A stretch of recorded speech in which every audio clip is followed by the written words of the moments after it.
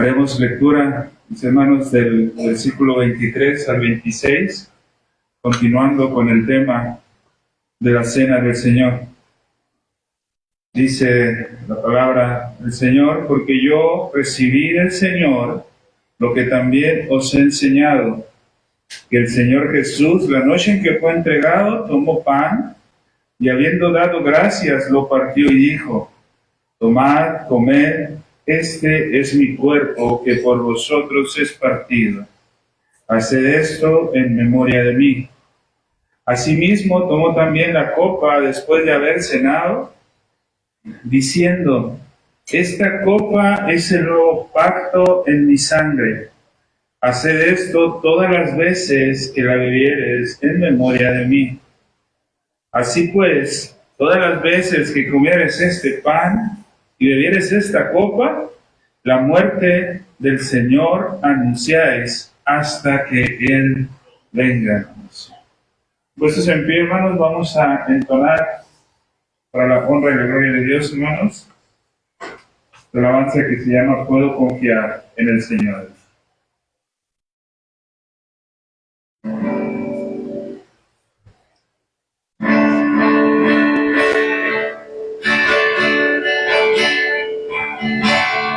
Puedo confiar en el Señor, que no va a fallar.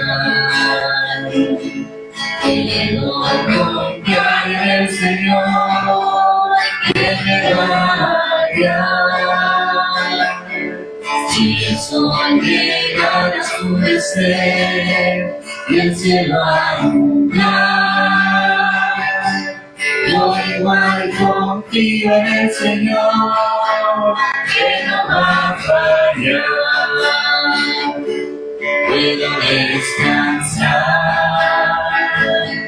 Puedo descansar, pues mi Señor siempre me guiará. Si el sol llega a oscurecer y el cielo a nublar, yo igual confío en el Señor, que no va a fallar. Amén. Confiamos en nuestro Señor, que no va a fallar. Bien, hermanos, continuando con el orden del culto, vamos a pasar a la lectura de las preguntas del catecismo, hermano. Recordemos, hermanos, la respuesta la hacemos al unísono. Dice el catecismo en las preguntas 16, 17, 18 y 19, ¿no? Pregunta 16 dice: ¿por qué es necesario que sea verdadero hombre y perfectamente justo también? Porque la justicia de Dios requiere que la misma naturaleza humana que ha pecado sea la que pague por el pecado. Pero aquel que es en sí mismo un pecador no puede pagar por otros. Pregunta número 17. ¿Por qué Él debe ser también verdadero Dios? Para que por el poder de su deidad pueda soportar en su carne el peso de la ira de Dios y pueda recuperar para nosotros y pueda restaurarnos esa justicia y vida que perdimos. Pregunta número 18, mis hermanos. ¿Quién es ese mediador que en una misma persona es a la vez verdadero Dios y verdadero hombre perfectamente justo? Nuestro Señor Jesucristo, el cual nos ha sido hecho por Dios sabiduría, justicia, santificación y redención. ¿Cómo sabes esto? Por el Evangelio que Dios dio a conocer primero en el paraíso, después divulgándolo por medio de los patriarcas y profetas, siendo revelado en sombras mediante sacrificios y otras ceremonias de la ley, pero por último cumpliéndolo por medio de su unigénito Hijo, Cristo nuestro Señor. Ay, mis hermanos, cuántas verdades del Evangelio encontramos nosotros en esta serie de preguntas, mis hermanos, que varones fieles de Dios han escrito para el beneficio de la iglesia. Vemos cómo en estas preguntas, hermanos, el Evangelio empieza a resplandecer después de preguntas anteriores, ver evidenciado la condición de pecado del hombre, la condición de justicia de Dios. Y ahora, mis hermanos, ante esa encrucijada que se encuentra el hombre o ante ese problema, la luz resplandeciendo en el Evangelio en la persona de nuestro Señor Jesucristo. Hermanos, vamos a orar, hermanos, para posterior pasar al tiempo de la enseñanza. Oramos. Padre Santo, Señor, gracias, mi Dios, te damos por este tiempo, por este día que tú has instituido, mi Dios, para que tu pueblo pueda disfrutar de las bendiciones, mi Dios, preparadas para cada uno de nosotros. Te agradecemos la oportunidad, mi Señor, de en este día santo, poder disfrutar en esta tierra un tipo, mi Dios, de lo que sería la presencia eterna delante de ti, disfrutando y gozando de tus bendiciones como pueblo unido, sabiendo y reconociendo que en este momento también centenares y millares de ángeles y todos aquellos siervos tuyos fieles que han vivido en este mundo, congregados al mismo tiempo y en el mismo sentir y en el mismo estar que cada uno de nosotros, clamando gloria solamente a ti, mi Dios. Gracias, Padre, te damos por este tiempo. Ponemos en tus manos la enseñanza que hemos de tener, Padre. Que sea una verdad practicada en nuestras vidas, mi Dios, conforme a lo que tu palabra demanda. Te agradecemos, mi Dios, por esto y por cada una de las bendiciones, reconociendo, mi Señor, que fuera de ti nada tenemos. Gracias, Padre, por todo en Cristo Jesús. Amén. Bien, hermanos, ¿pueden tomar asiento, mis hermanos? Vamos a continuar la enseñanza, mis hermanos, en el capítulo 30 de nuestra confesión. Continuamos, mis hermanos, con lo que se refiere a los elementos de la cena, ¿sí? Los elementos que forman parte de la cena o que han sido instituidos por nuestro Señor Jesucristo. Y el día de hoy, hermanos, vamos a estar tocando, a diferencia como tocamos la semana pasada, que tocamos la institución del pan, vamos a estar tocando lo referente, mis hermanos, al elemento del vino, que representa el pacto de la sangre de nuestro Señor Jesucristo, mis hermanos, y que ha sido ordenado para que nosotros lo celebremos constantemente, siendo una forma de anunciar su muerte, mis hermanos, hasta que Él venga. Los evangelistas, hermanos, en cada uno de los evangelios, registraron las palabras de la institución de nuestro Señor Jesucristo, de este sacramento, la noche antes en que Él sería entregado y habría de morir. Y en ese antes, mis hermanos, en el evangelio, por ejemplo, en el Evangelio de Mateo, capítulo 26, versículos 27 al 29, escribe lo siguiente. Y tomando la copa y habiendo dado gracias, la dio, diciendo, bebed de ella todos, porque esto es mi sangre del nuevo pacto, que por muchos es derramada para remisión de los pecados. Y os digo que desde ahora no beberé más de este fruto de la vid, hasta aquel día en que la beba nuevo con vosotros en el reino de mi Padre. Mis hermanos, para cuestión de la clase del día de hoy, les invito a que pongamos especial atención en esta parte que dice el fruto de la vid. El fruto de la vid es lo que vamos a estar analizando y tocando en esta tarde. El apóstol Pablo, ¿sí?, tiempo después que la iglesia evangélica, por medio de los evangelistas, escribiera esto que acabamos de leer, el apóstol Pablo, tiempo después, escribe haciendo una exhortación a la iglesia de Corinto. La exhortación que hace a la iglesia de Corinto en el capítulo 11, versículos del 17 al 22 es la siguiente. Pero al anunciaros esto que sigue, no os alabo, porque no os congregáis para lo mejor, sino para lo peor. Pues en primer lugar, cuando os reunís como iglesia, oigo que hay entre vosotros divisiones, y en parte las creo, dice. Porque es preciso que entre vosotros haya disensiones para que se hagan manifiestos entre vosotros los que son aprobados.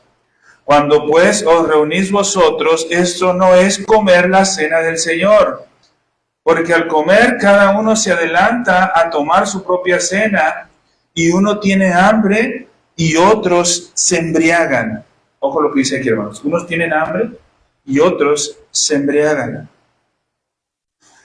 Pues ¿qué? ¿No tenéis casas en que comáis y bebáis? Asimismo, tomó también, brincándonos al 25, hermanos, ¿sí? Asimismo, tomó también la copa después de haber cenado, diciendo: esta copa es el nuevo pacto de mi sangre. Haced esto todas las veces que la bebiereis en memoria de mí. Estamos hablando, mis hermanos, en este momento del tema del vino. ¿Sí? El vino, o como dice la Escritura, hermanos, el fruto de la vid. Es, hermanos, necesario aclarar que en lo personal este tema, hermanos, arrojó mucha luz, un escrito que nos compartió en su tiempo un pastor llamado Eduardo Flores sobre este tema. Un escrito que él hace, hermanos, y que comparte con su congregación y nos lo hacen llegar a través del seminario. Y trae datos muy interesantes, hermanos, que aparte de los datos bíblicos, hermanos, que hemos recapitulado para argumentar el estudio del día de hoy, trae datos, hermanos, muy interesantes que creo que es necesario que la iglesia conozca y sepa sobre esto. Otro elemento, aparte del pan, que nuestro Señor Jesucristo instituyó en el momento de la Santa Cena, o de la celebración de la Santa Cena, fue el fruto de la vid, o la copa. Hay una pregunta que nosotros deberíamos hacerlo, mis hermanos. Si deseamos observar o guardar correctamente estas ordenanzas que el Señor nos ha dado, lo primero que tenemos que responder es: ¿qué es el fruto de la vid? ¿A qué se refiere cuando está hablando del fruto de la vid? También, hermanos, con esta misma pregunta, identificar cuál era el elemento que había en la copa que tomó el Señor Jesús y que compartió con sus discípulos. Dos preguntas que al final de cuentas incluyen una sola respuesta. Y esto es importante, hermanos, porque en muchas iglesias, no solo de las iglesias reformadas o confesionales, hay este debate, hermanos. Pero también en muchas otras denominaciones protestantes, en referencia a identificar si lo que había en la copa, ¿sí? Dentro de la copa lo que había era el fruto de la vid, si era vino o jugo. Porque al final de cuentas, hermanos, nosotros podemos entender que el jugo o de la uva también se puede sacar jugo. Entonces, muchos han debatido este tema, hermanos, sobre si era vino o si era jugo. ¿Por qué, hermanos? Porque las Escrituras hablan de la vid, del fruto de la vid, el fruto de la uva.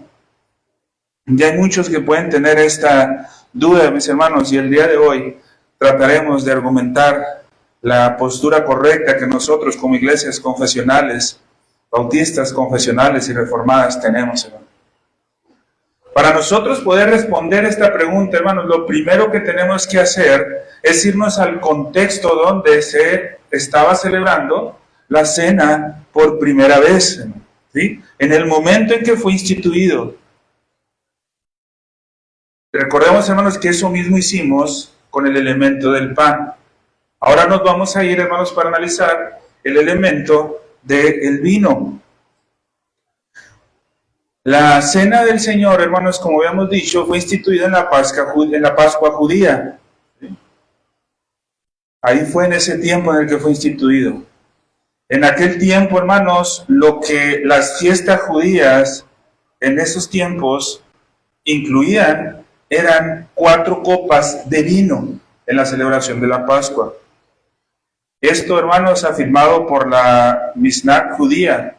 Es un documento registrado por la tradición oral rabínica desde los tiempos del segundo templo, hermanos, en el año 563 a.C., al año 70 después de Cristo.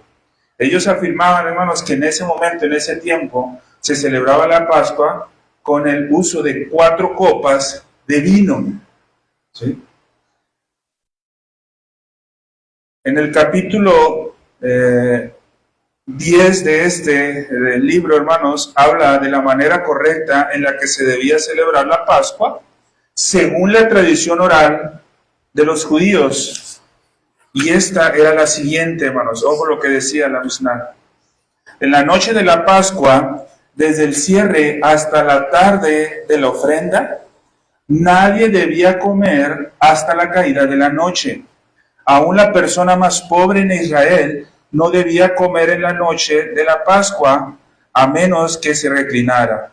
Y ellos deberían darle, ojo, no menos de 4 copas de vino.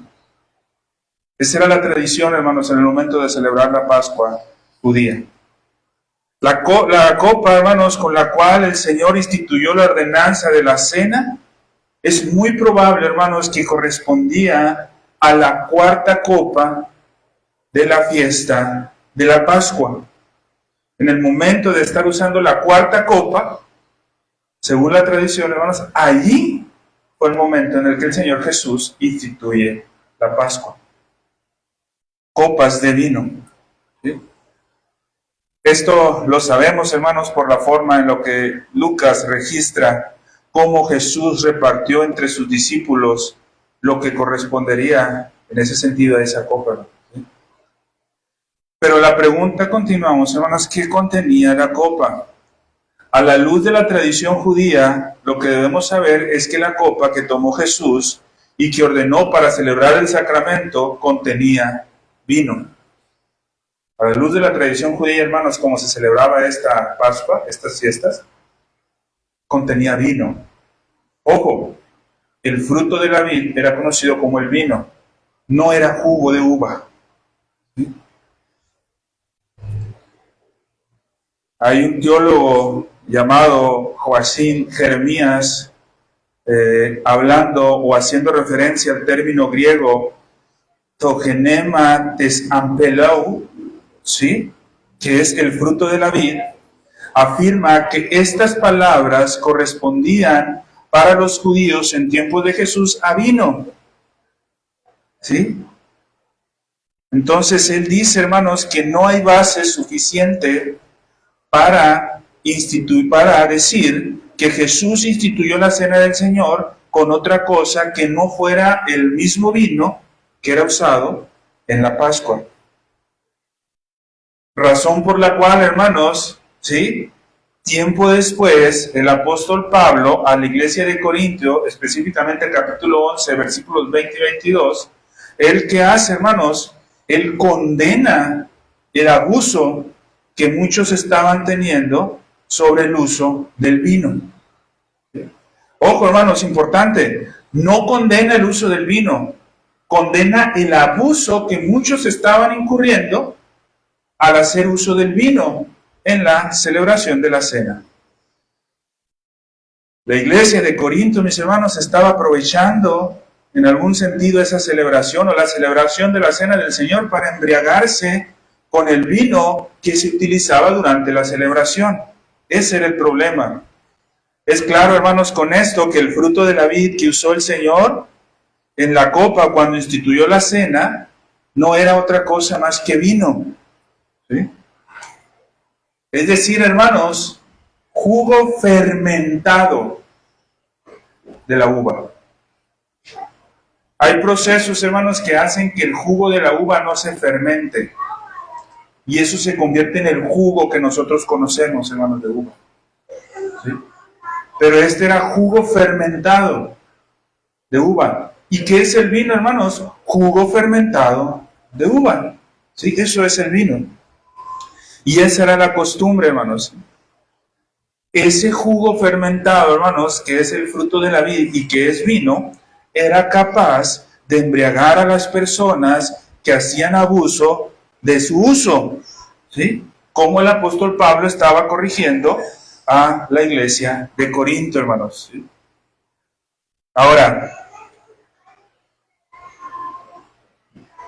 en la iglesia local, hermanos, no es práctica habitual, ni práctica, el uso, en la actualidad, el uso del jugo.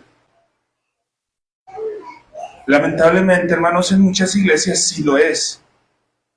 Y si recuerdan, hermanos, cuando estábamos hablando de el pan, decíamos que la importancia no radicaba, aun cuando Jesús, el momento que instituyó la Santa Cena, usó el término habitual para pan con levadura, pero la celebró cuando la instituyó con pan sin levadura, y decíamos que no era la parte, por decirlo así de alguna manera, esencial el poder distinguir entre un pan y el otro pan, sino hacer el uso del elemento.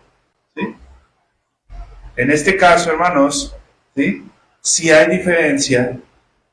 ¿Por qué? Porque el jugo de uva no es vino. El pan sin levadura y el pan con levadura sigue siendo pan, pero el jugo sin fermentar no es vino, ¿sí? Es jugo. Entonces aquí sí encaja, hermanos, ¿sí? Lamentablemente hay muchas iglesias que han optado por esta práctica, hermanos, de cambiar el jugo o el vino por jugo de uva. Y hoy, hermanos, vamos a ver de dónde surge esta práctica. Y aunque muchos argumentan que esto es una justificación bíblica en contra del pecado, vamos a ver cómo no surge para nada en ese contexto. Y vamos a ver también, hermanos, cómo es incorrecto hacerlo, hermano. Es algo, hermanos, curioso, pero durante 1800 años, hermanos, de la iglesia, de la existencia del Nuevo Testamento, durante 1800 años, ¿sí? Nadie en la iglesia hubiera podido imaginarse la celebración de la cena con jugo de uva. ¿Sí? Hace 200 y cachito de años atrás, nadie, hermanos, hubiera imaginado el cambiar el elemento por el jugo. Nadie, hermanos, absolutamente nadie. Es hasta hace más o menos 220 años aproximadamente que el uso del vino para la celebración de la Cena del Señor fue objeto de debate por algunos para hacer el cambio, ¿sí?, del vino al jugo de uvas sin fermentar.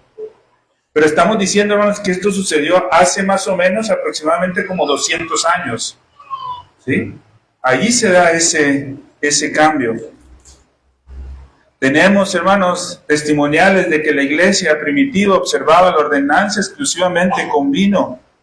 Justino Mártir escribe a inicios del siglo II después de Cristo sobre esta ordenanza y dice lo siguiente: y cuando el que preside ha dado gracias y todo el pueblo ha sentido, aquellos que son llamados por nosotros diáconos, les dan a todos los presentes para que compartan el pan y el vino mezclado con agua, sobre los cuales se pronuncian acciones de gracia. Ojo, hermanos, aquí habla de vino mezclado con agua. No vamos a tocar el día de hoy la razón de la situación del vino mezclado con agua, pero aún el vino mezclado con agua sigue siendo vino. Por algunas razones, hermanos, que no tocaremos el día de hoy, la iglesia primitiva en algunos sectores diluía el vino con agua. ¿Sí? Unos siglos más adelante, un teólogo reformado, hermanos, llamados Wilmeus Breaker, escribió lo siguiente referente al vino. Dice: asimismo, nosotros no debemos ser supersticiosos en lo relativo al vino. Esto es, que sea puro o diluido con agua. Esto último es la costumbre en países más cálidos para prevenir que se sobrecaliente. ¿Sí? Ojo, decía, esto es la costumbre en algunos países más cálidos para prevenir que el vino se sobrecaliente, le echaban agua. Sin embargo, debe de ser fruto de la vid.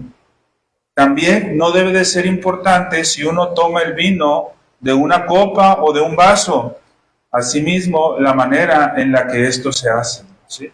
Entonces, el debate no estaba en que si era en copa o en vaso. ¿Sí? Era el elemento, hermanos. El elemento que es el vino. Y aquí ya nos está dando un poco de luz, hermanos, sobre el por qué en algunos casos se echaban agua. Pero, ¿dónde se cambia o dónde es donde aparece este cambio del vino por el jugo de uva? ¿Cuál fue la razón que movió a las iglesias evangélicas a cambiar el uso del vino por el jugo de uva? ¿Sí? Ojo, hermanos, lo primero que tenemos que aclarar es que el cambio en ningún momento fue producto de un estudio minucioso de las Escrituras. ¿Sí? Eso no fue, hermanos, lo que movió a cambiarlo. Lo que movió a cambiar el elemento, hermanos, fue un intercambio de sabiduría que hizo de forma muy lamentable la iglesia de aquel tiempo con la sabiduría del mundo, hermanos. Y esa es una realidad, hermanos. El sacramento de la cena del Señor, hermanos, se desvirtuó en su tiempo al hacer el cambio de los elementos, no por un estudio bíblico, sino por hacerse más al mundo, a lo que demandaba el mundo, por encima de lo que demanda la palabra de Dios. Esa fue la razón, hermano. En aquel tiempo, hermanos, a principios del siglo XIX, surge en Europa y en los Estados Unidos un movimiento conocido como el movimiento de la modernización o del abstencionismo. Surge este movimiento, hermanos. Era un movimiento social que buscaba romper y terminar, según en su idea, con todos los males del mundo, especialmente con lo que se conoce como el alcoholismo. ¿Sí? Y es verdad, hermanos, en ese momento estaba surgiendo un grave problema de alcoholismo en la sociedad, sobre todo en los hombres. ¿Sí? De ahí, hermanos, de ahí nace el movimiento que muchos conocen como el de Alcohólicos Anónimos. Ojo, hermanos, quiero aclarar algo. Aunque en su origen pudiera afirmar principios bíblicos, no hay nada más alejado de la verdad, hermanos, que este movimiento sea un movimiento con principios bíblicos. Es falso, hermanos, totalmente. Es falso, hermano. No tiene nada que ver, hermanos, con principios bíblicos, aunque muchos usan la Biblia y ciertos textos de la Biblia como argumentos psicológicos para tratar de convencer a las personas que están pasando por esta situación. ¿Sí? Un número inmenso de sociedades fueron organizadas, hermanos, y estas sociedades estaban lideradas por mujeres. Ojo, hermanos, no es algo en contra de las mujeres. Para nada. Las mujeres sí, eran muy afectadas porque sus parejas eran los que caían en estas situaciones. Pero hermanos, cuando el orden establecido por Dios empieza a ser cambiado, el pecado, hermanos, empieza a crecer más. Y eso fue lo que empezó a pasar. Entonces, estas empezaron a distribuir literatura, hermanos, donde condenaban el uso y la venta de cualquier tipo de bebida alcohólica. El deseo de estas personas era buscar que vivieran en total abstinencia de cualquier tipo de bebida alcohólica, ya fuera vino, cerveza o licor. Esto llegó a ser un movimiento tan fuerte que a principios del siglo XX se hizo un cambio en la Constitución de los Estados Unidos de América.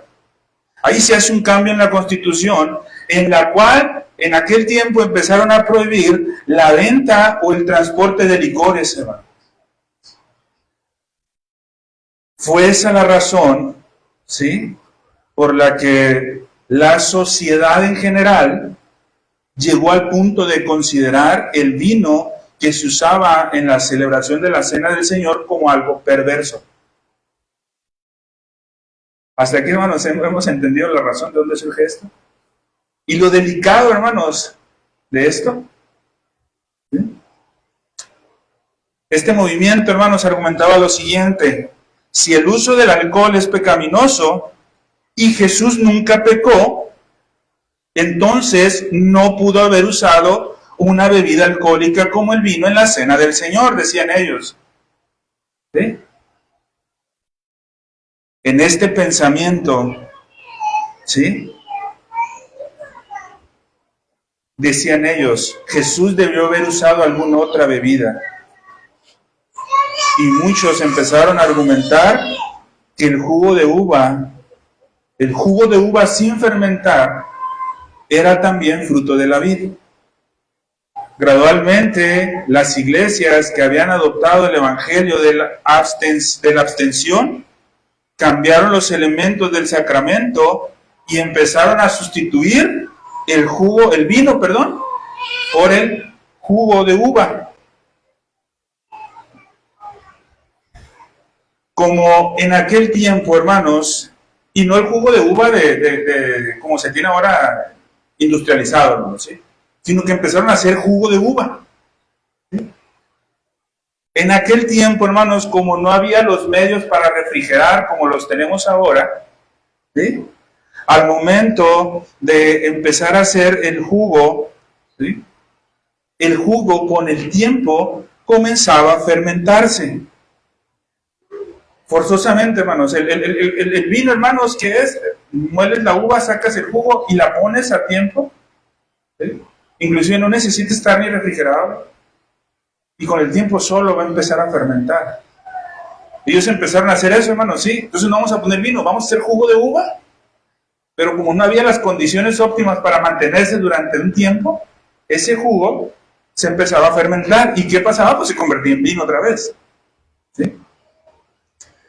Pero para esto, hermanos, un ministro de la iglesia metodista inventó un proceso de pasteurización de la uva.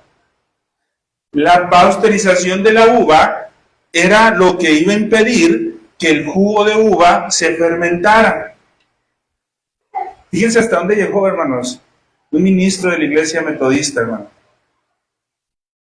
creyéndose más sabio que Dios. ¿Por qué no se le ocurrió a Jesús ver fermentado, o ver pasteurizado, el jugo en su tiempo? ¿Cómo se le pasó? Pues mejor yo lo hago. ¿Para qué? Para que podamos celebrar en orden. Fue este hombre, hermanos, quien impulsó el uso del jugo de uvas y quien motivó o puso como posibilidad de que las iglesias cambiaran la ordenanza del Señor, habiéndose sujetado primeramente a la sabiduría del mundo antes que a la palabra de Dios. Si ustedes se dan cuenta, hermanos, esto fue únicamente hacer eso, hermanos, sujetarse primero a la sabiduría del mundo antes que a la palabra. Es obvio, hermanos, que este movimiento sí fue rechazado por algunas otras iglesias, especialmente iglesias reformadas, hermanos. En una revista presbiteriana, el pastor Charles Scott, en 1937, con respecto a la resolución de abstinencia, escribe la siguiente, hermano. Y como es un hecho tan claro como cualquier otro hecho contenido en las Escrituras, que Dios y Cristo no prohibieron, sino que permitieron el uso de tales bebidas, nosotros no podemos vacilar para decir que la resolución es infiel en su espíritu y tendencia, a pesar de que muchos buenos hombres hayan sido persuadidos y llevados al pecado, ¿sí?, de aceptar su sanción. Esto ha producido, por lo tanto, sus legítimos efectos en vaciar los argumentos, las medidas y en un sentimiento lamentable, el espíritu de la sociedad de abstinencia. Ella ha llevado al desprecio de la autoridad de la palabra de Dios, a una vergüenza, perversión, a una vergonzosa perversión de su significado, a una increíble irreverencia en la manera de hablar de nuestro bendito Señor. ¿Te das cuenta, hermano, cómo lo que estaba diciendo esta sociedad de abstinencia es: o Jesús se equivocó, o los escritores de la Biblia se equivocaron? Hay que ser más inteligentes que ellos, hay que ser más sabios que ellos. Hermano, sin embargo, algo que nosotros debemos entender, hermanos, ¿sí?, y que es importante que no nos desviemos de eso, es que el problema del abuso del vino y del licor no era algo nuevo en ese tiempo, hermanos. Cuando hizo ese cambio, hermanos, no quiere decir que anteriormente no había ese problema. En los tiempos de nuestro Señor Jesucristo, hermanos, cuando Él instituye la Santa Cena, conocía el problema, hermanos, del abuso del alcohol. Tal es el caso, hermanos, que Él reprendía el abuso de este elemento como lo es el alcohol. Hermanos, tanto nuestro Señor Jesucristo y todos los escritores del Antiguo Testamento y del Nuevo Testamento conocían y sabían de que el abuso del alcohol y el abuso del vino era pecado. Lo sabían, hermanos, a ellos no se les escapaba. Hay muchos lugares en las Escrituras donde condenan el uso excesivo de estas bebidas por los efectos que producen en las personas. Entonces no era desconocido. Sin embargo, hermanos, ojo, quiero hacer lo más claro que se puede en este punto. La Biblia, hermanos, no condena el uso del vino.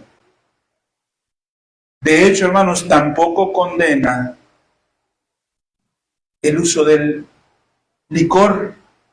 No se condena. Ojo, hermanos, sí, quiero ser muy claro con esto.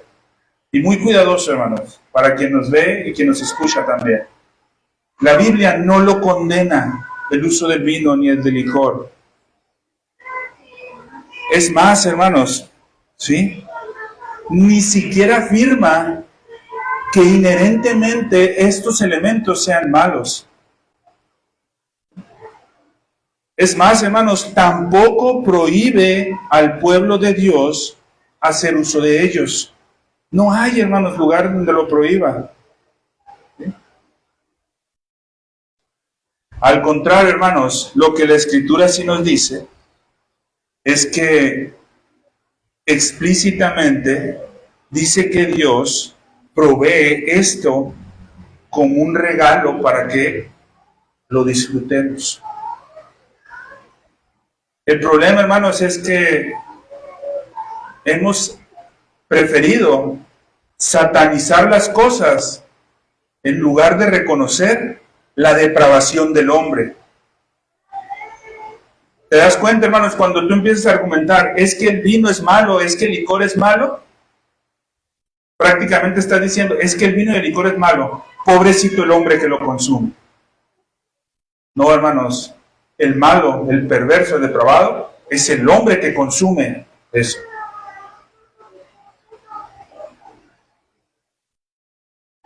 Con toda seguridad, hermanos, nosotros podemos decir que fue el mismo vino que creó y tomó el Señor Jesús en múltiples ocasiones tanto en la casa de los fariseos, porque no fue la única vez que bebió vino, hermano.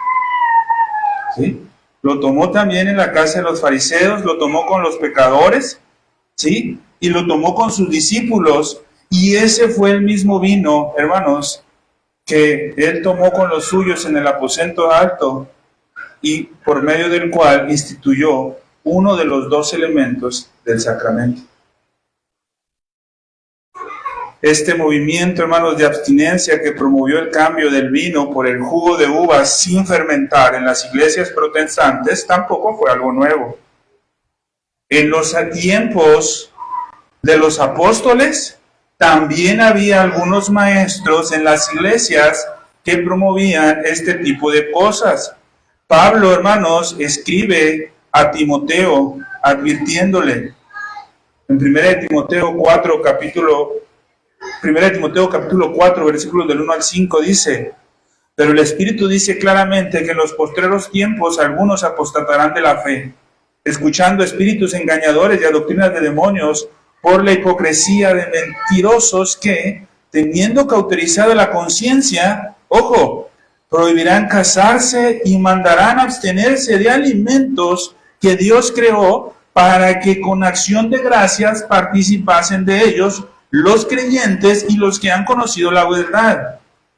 Porque todo lo que Dios creó es bueno y nada es de desecharse si se toma con acción de gracias. Porque por la palabra de Dios y por la oración es santificado. Hermanos, aún en los tiempos de la iglesia primitiva, había gente que trataba, hermanos, de impedir que este tipo de cosas se hicieran. Entonces no es algo nuevo, hermanos.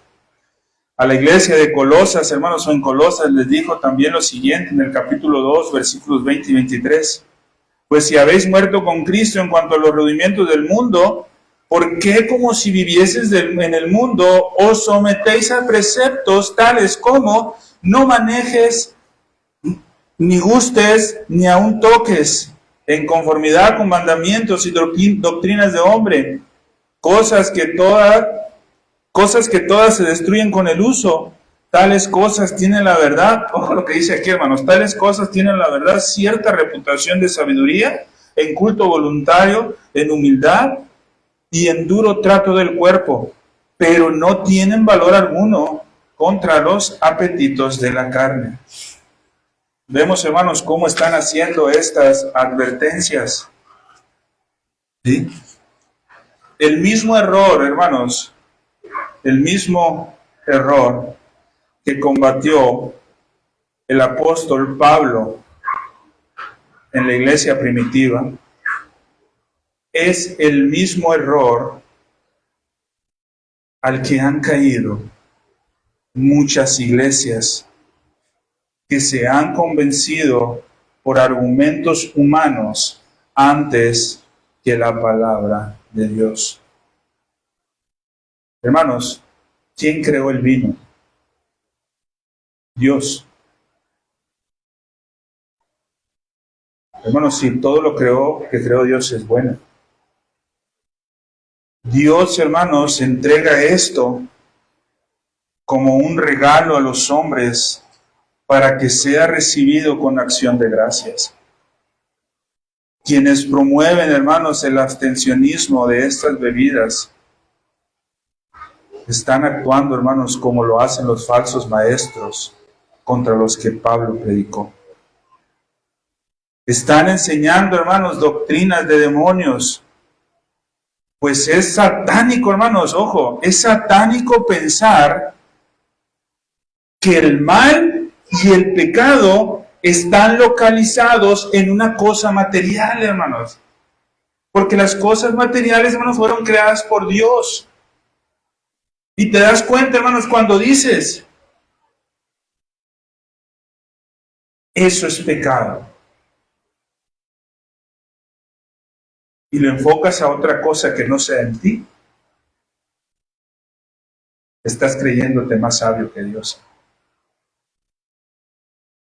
Y eso, hermanos, es de mucho cuidado.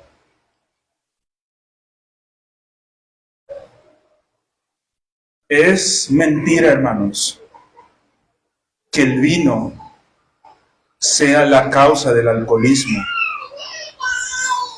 Es mentira, hermano.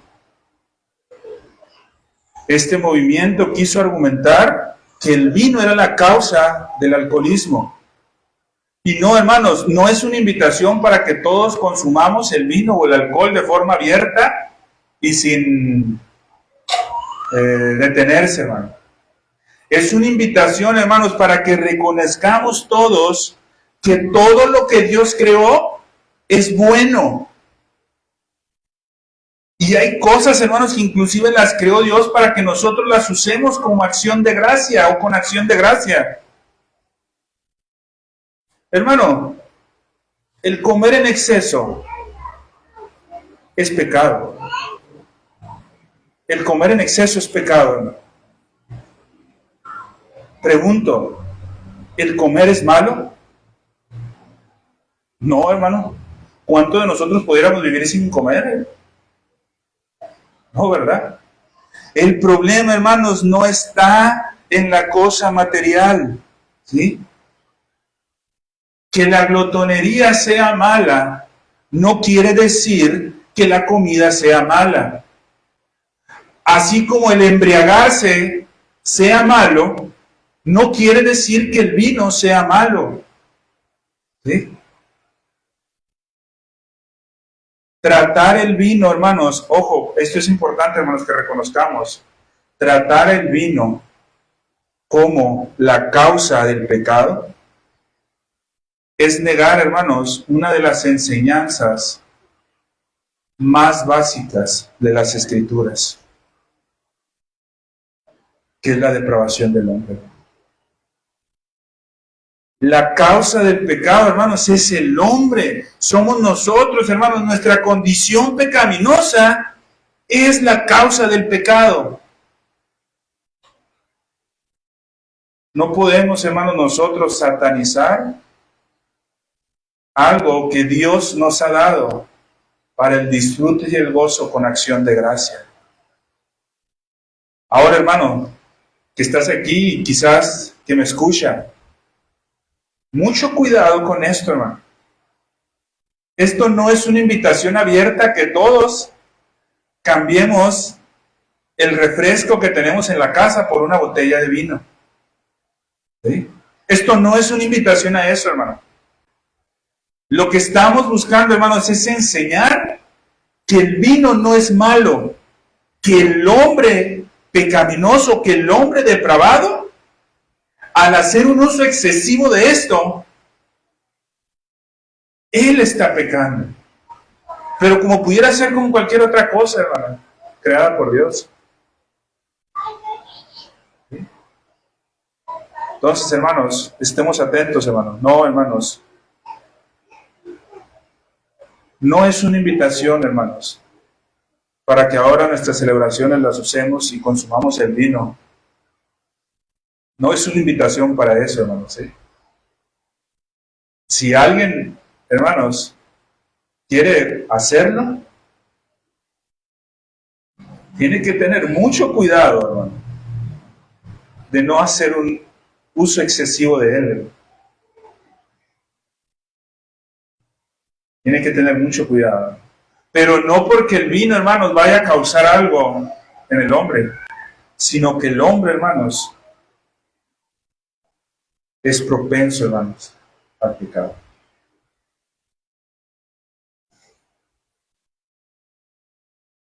Charles Scott, hermanos, también en su teología sistemática, reconoce que hubo sectas en la antigüedad que hicieron lo mismo.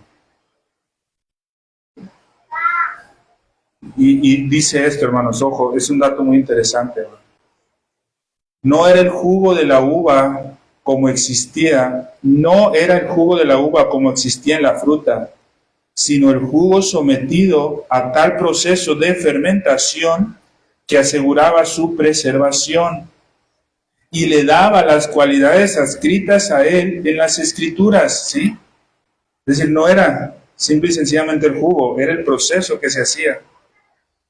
Ese oínos en la Biblia, cuando calificado bajo tales términos como nuevo o dulce, significa el jugo fermentado de la uva.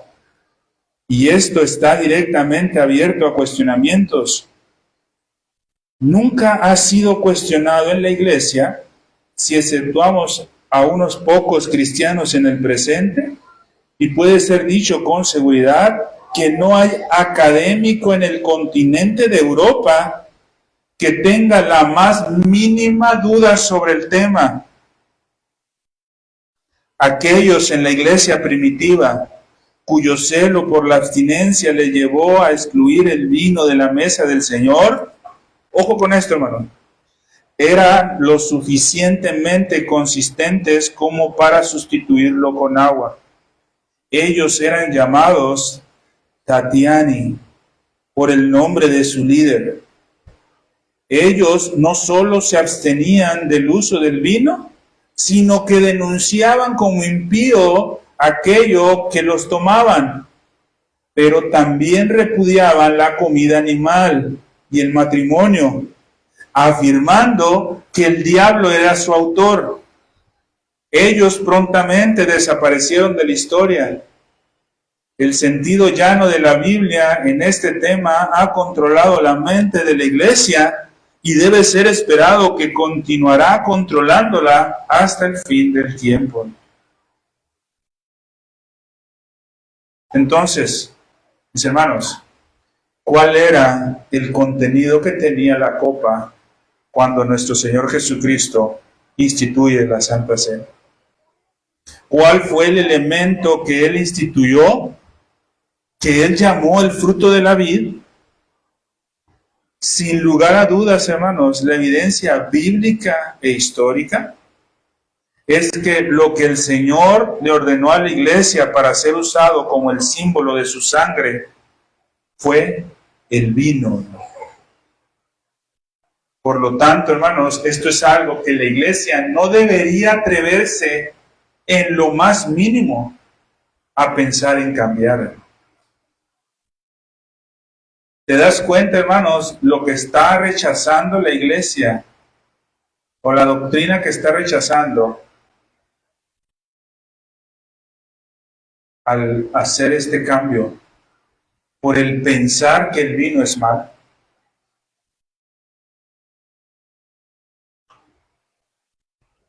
Primero, hermanos, está prácticamente, ojo hermanos, prácticamente lo que están afirmando, que lo que creó Dios es pecado. Y al decir que lo que creó Dios es pecado, viéndolo él como autor, ¿qué sería, hermano? En ese pensamiento, autor del pecado.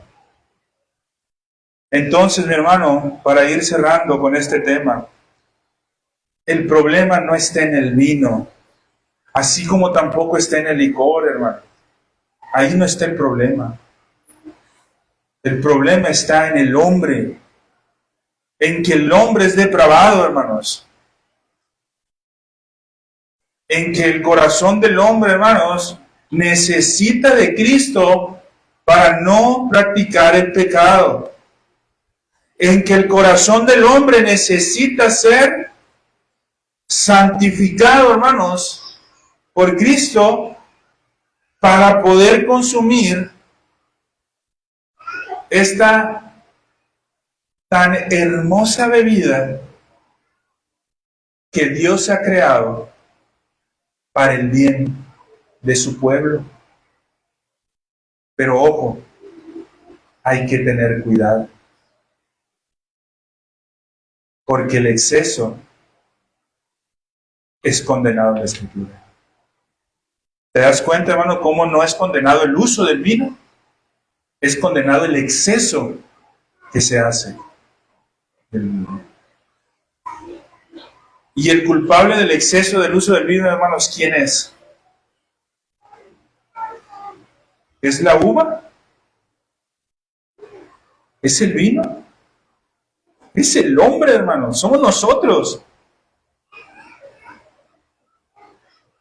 En ese sentido, hermanos, tenemos que tener mucho cuidado. Ahora, hermanos, aún, hermanos, si este es diluido o no, como vimos nosotros, que era la práctica en la iglesia primitiva, especialmente, hermanos, en lugares más cálidos, o cuando se trata de un vino muy fuerte, siempre se trata, hermanos, de jugo fermentado de la uva. El jugo de uva sin fermentar no es vino. Y nada que no sea vino puede ser reconocido como apropiado para la celebración de la cena. Si el Señor ordenó vino, hermanos, entonces, en obediencia a Dios, hermanos, en obediencia a Jesús, si lo que ha sido ordenado es vino, ¿qué es lo que tiene que hacer la iglesia, hermano? Usar el vino. Pero ojo, hermanos, no olvidemos esto, que es importantísimo. Debe usar el vino con acción de gracias. Digo esto, hermanos, porque no quiere decir, hermanos, con lo que hemos visto en esta tarde, como les decía, hermanos, ¿sí? Y yo suplico, hermanos, que de verdad que esa forma no se interprete.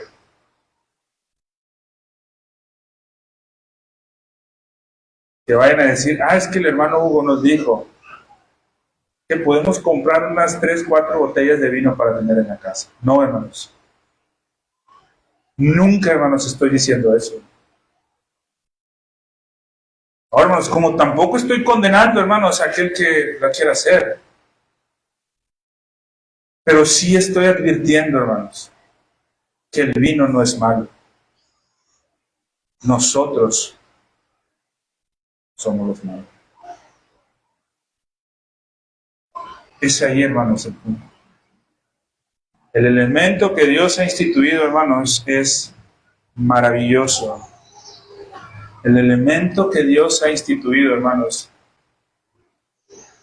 Ojo, hermanos, lo ordenó como símbolo de su sangre en el nuevo pacto, hermanos. No es cosa menor, hermanos. Para que lo usemos con acción de gracia. Hermanos, ¿hay alguna duda? ¿Alguna duda, algún comentario, hermano, referente a esto? Sí, Sara. Lo correcto es usar el vino. Ajá. Si una persona por cuestiones médicas le dicen que no, ahí esa persona no, que no la tome o hay que... De hecho, qué bueno que hace esta pregunta, Sara, hermanos. Hermanos, personalmente, yo pregunté a doctores.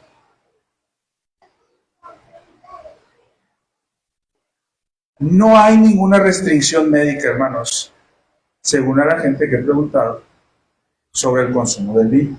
No la hay. Mucho menos, hermanos, en la dosis que se usa en la Santa Cena. Mucho menos, hermano. ¿Sí? Hay hermanos que me han preguntado, hermano, tengo estudios el día siguiente. La dosis, hermanos, no afecta en lo más mínimo. Ni la frecuencia, hermanos. ¿Sí? Ojo, hermanos, si tú vas a estar todos los días y abusando, pues entonces sí, ¿no? Pero si nos referimos al aspecto exclusivo de la celebración de la Santa Cena, no tiene ningún problema, hermano. Médicamente no tiene ningún problema. Al contrario, hermanos, hay médicos que lo recomiendan en lugar de... Ojo, hermano, estamos hablando del vino, hermanos. Porque a lo mejor muchos pueden decir, bueno, pues del vino, como quiera que sea, nos pasamos a la cerveza. La cerveza es otro boleto, hermanos. Estamos hablando del vino, hermano. Entonces, hermanos, no hay, hermanos. Y hace poco, bueno, no hace mucho, el pastor Héctor Bustamante, en la Iglesia Bautista Reformada de Guadalajara, él dio una explicación porque ellos no hace mucho hicieron el cambio del elemento del jugo de uva por vino. No hace mucho ellos empezaron a usar el vino, hermano, estoy hablando de un par de meses, yo creo, a lo mucho. Y él hizo la referencia, hermano, que él también investigó con doctores y preguntó, y nadie de la sociedad médica pudo afirmar que traía alguna consecuencia negativa el uso del vino en la frecuencia, como dice el hermano Mario, de la celebración de la Santa Cena, en esa frecuencia y en esa cantidad. Entonces, no hay problema, hermanos. Ustedes, si tienen análisis el día siguiente, creo que los últimos análisis yo los tuve el lunes, y nunca salió tan bien como salió ahora, hermanos, en los análisis. Digo, no es por causa del vino, no, ¿sí? No, para nada. Pero lo que voy es la referencia. ¿Dudas, hermanos? ¿Alguna otra pregunta, hermanos? Si no es así, hermanos, vamos a finalizar con este tiempo de estudio, hermanos. Vamos a orar, hermanos, para finalizar. Padre Santo, Señor, gracias te damos, mi Dios, por este tiempo y por la oportunidad que nos das de poder compartir con los hermanos de esta iglesia, mi Dios, esta enseñanza, mi Dios, para tu honra y tu gloria. Permítenos, mi Señor, ser diligentes en lo que refiere a lo que tú mandas, mi Dios, y tomar con sabiduría cada una de las palabras enseñadas, mi Dios, en esta tarde. Te suplicamos, mi Dios, que no permitas que nuestra inclinación hacia hacer lo malo pueda tergiversar lo que está enseñando.